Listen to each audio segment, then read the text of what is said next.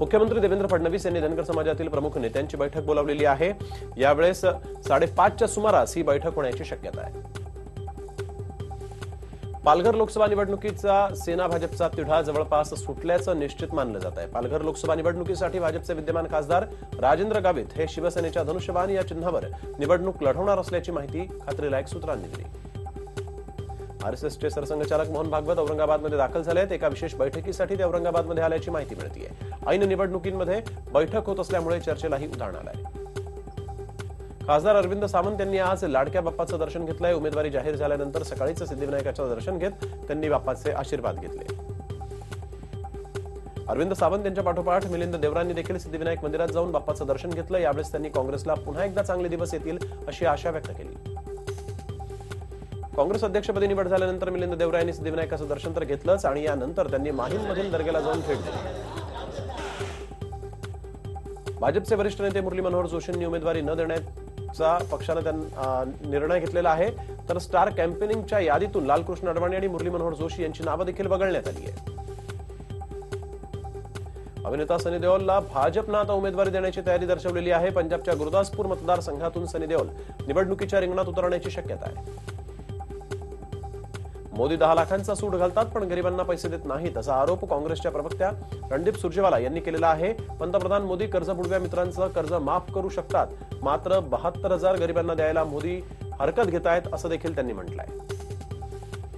काँग्रेसच्या स्टार प्रचारकांची यादी जाहीर झालेली आहे। या यादीमध्ये 40 जणांचा समावेश आहे। सोनिया गांधी, राहुल गांधी, मनमोहन सिंग यांच्यासोबतच 40 जणांचा समावेश आहे। महाराष्ट्रामधून अशोक चव्हाण आणि विशेष म्हणजे राधाकृष्ण विखे पाटील तसंच पृथ्वीराज चव्हाण, सुशीलकुमार शिंदे आणि बाळासाहेब थोरात यांचाही समावेश आहे। एमआयएमचे प्रमुख असदुद्दीन ओवैसींनी सरकारवर जोरदार टीका केली। जीएसटीमुळे व्यापारी हैराण झालेले आहेत, मात्र चौकीदार स्वतः टी शर्ट विकण्यामध्ये व्यस्त आहे असा टोला ओवैसी यांनी लगावलाय। चेन्नईतील कुप्पलजी देवदास या उमेदवारानं उमेदवारी अर्ज भरण्यासाठी अनामत रक्कम म्हणून चक्क कॉइन्स या ठिकाणी दिलेले आहेत। 25,000 रुपयांची चिल्लर घेऊन हा उमेदवार निवडणूक कार्यालयामध्ये दाखल झाला होता।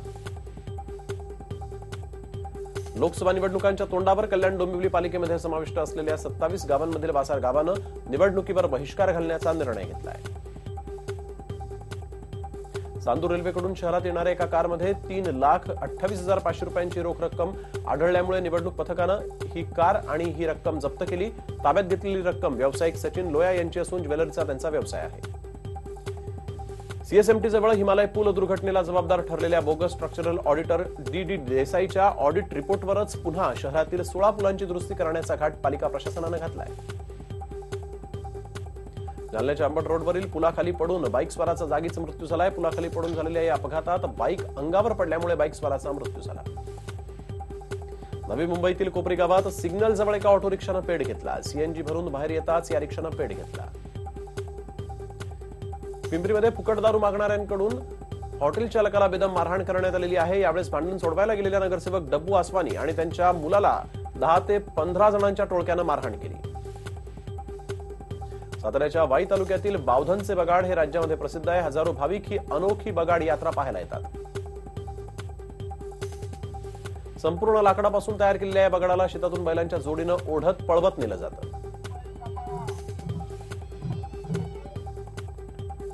उमेदवारी देताना मला अध्यक्षपदावरून हटवलं गेलं। गेल्या 4 वर्षात सर्व नेत्यांबरोबर काम केलं। आता नव्या मुंबई अध्यक्षांनी चांगली कामगिरी करावी अशी अपेक्षा संजय निरुपम यांनी व्यक्त केली आहे। प्रणिती शिंदेंना भाजपमधून अनेक वेळा ऑफर आल्याचा गौप्यस्फोट काँग्रेसचे नेते सुशीलकुमार शिंदेंनी केलाय। यावेळेस त्यांनी जीव जाईपर्यंत काँग्रेसमध्येच मी राहीन असं देखील म्हटलंय। महाराष्ट्रातून अशोक चव्हाण, राधाकृष्ण विखे पाटील, पृथ्वीराज चव्हाण, सुशीलकुमार शिंदे, बाळासाहेब थोरात यांचा यावेळेस स्टार कॅम्पेनियर म्हणून काँग्रेसच्या यादीमध्ये समावेश करण्यात आलाय।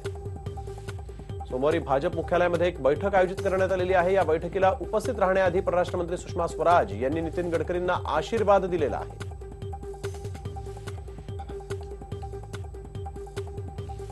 उर्मिला मातोंडकर मोठ्या भावाला जिंकवण्यासाठीच येत आहेत। भाजपचे उमेदवार गोपाळ शेट्टी यांनी हे वक्तव्य केलंय।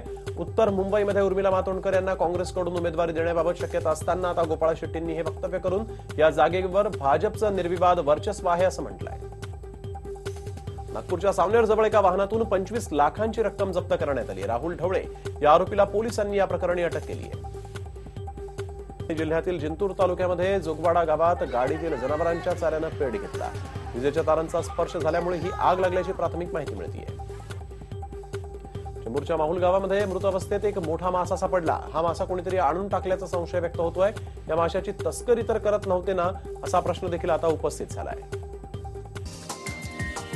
हा व्हिडिओ तुम्हाला आवडला असेल तर असे आणखी व्हिडिओ पाहण्यासाठी TV9चं YouTube चॅनल सबस्क्राइब करा, बेल बटन दाबा. ताज्या घडामोडींसाठी लॉग ऑन करा tv9marathi.com.